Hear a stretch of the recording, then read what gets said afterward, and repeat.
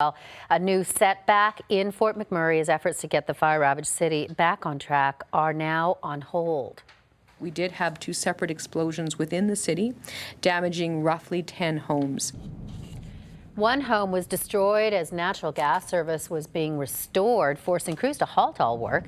Poor air quality has driven out hundreds of workers cleaning the hospital. The monster wildfire has grown. It now covers 3,500 square kilometers. It destroyed an oil sands work camp north of Fort McMurray just an hour after it was evacuated. There is some good news for fire crews. As we mentioned, rain in the forecast. Joining us now with more from Fort McMurray is CTV's, or more on Fort McMurray, CTV's Bill Fortier. Thanks once again for joining us this morning, Bill. Can you give us the latest? Yeah, sure. You mentioned that rain. That's something, very much needed. A fire this size, this is now more than 5 times the size of the city of Edmonton. It's not a size of fire that fire crews can expect to put out on their own. They need help from nature, and they haven't been getting it. As you know, the last few days have been, very hot and very dry and very windy. Those are the 3, worst things you could really ask for as far as weather goes. Of course, that's contributed to what you talk about is the fire moving back in, threatening the north part of Fort McMurray, actual neighborhoods again, and as well as moving towards these oil sands facilities.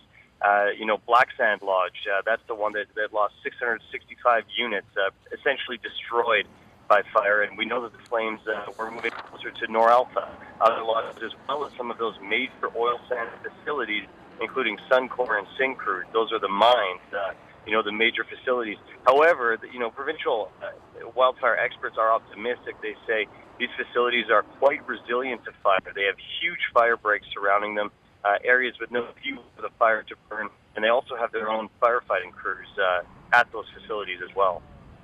But obviously, not good news on that front at all, and certainly not great news for Fort McMurray residents in terms of the timeline of the return.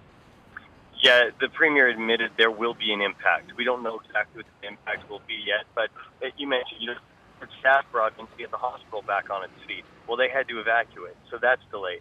As well, these that are now under investigation that created fire within the city again. Now, because of those, there's an investigation underway, and ATCO, the crews that are restoring gas services to the city, natural gas, they had to halt operations. So gas restoration is no longer happening at this point until they finish an investigation.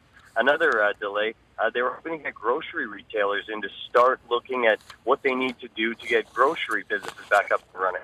Reopen the city with build pharmacies and groceries and things like that. So a number of very key things haven't been able to happen for the issue. We've been in the city the last couple of days, incredibly smoky. Air quality is listed as dangerous.